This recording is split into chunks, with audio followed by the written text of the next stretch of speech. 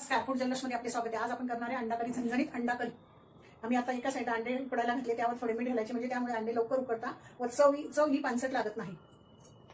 त्यासाठी लागणारे साहित्य: कांदा, टमाटा, खोबरं, खसखस, डाळवं, धणे, खडे मसाले, दालचिनी, लवंग, 2-3 लवंगा, चक्रीफूल आणि बडी विलायची, तेजपत्ता आणि ओला मसाला म्हणजे लसूण, अद्रक, कोथिंबीर।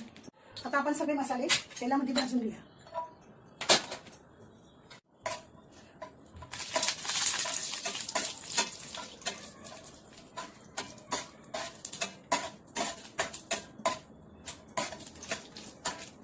खोबरं भाजून झालेलं आहे।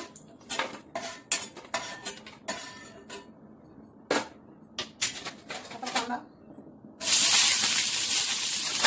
टोमॅटो, धणे घालूया। आपण जे खडे मसाले घेतले ते पण घालूया।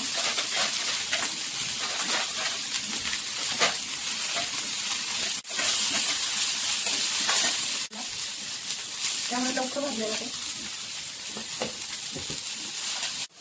आपला कांदा, लसूण, कांदा, तेजपत्ता, खडे मसाले, धणे छान भाजून झालेले आहे। तुम्ही बघू शकता, टमाटर असं छान भाजून घेतलं म्हणजे भाजीला छान करी येऊ शकते। कच्चा जर टाकला तर भाजीला अशी करी येत नाही। आता खसखस आपण अशी बिना तेलाची भाजून घेऊया।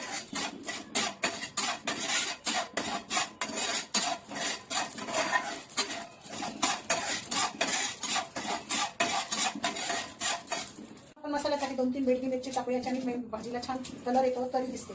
त्याच्यात थोडं डाळ घालूया, लसूण घालूया। लसूण अद्रकाचा उग्रपणा कमी होतो भाजल्याने। कोथिंबीर घालूया,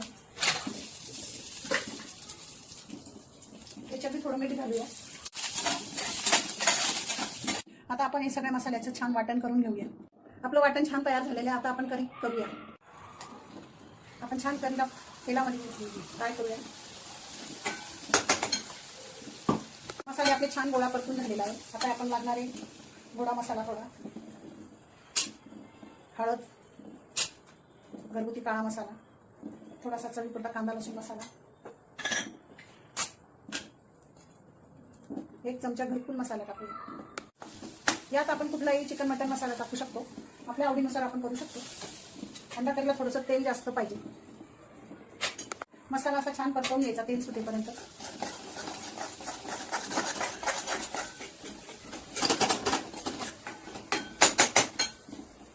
मसाल्याला छान तेल सुटले। आता मसाला छान परतून झाला आहे। आपण त्याच्यात आपल्या गरजेनुसार, तुम्हाला घट्ट पातळ कशी लागते करी, त्यानुसार आपण पाणी घालूया।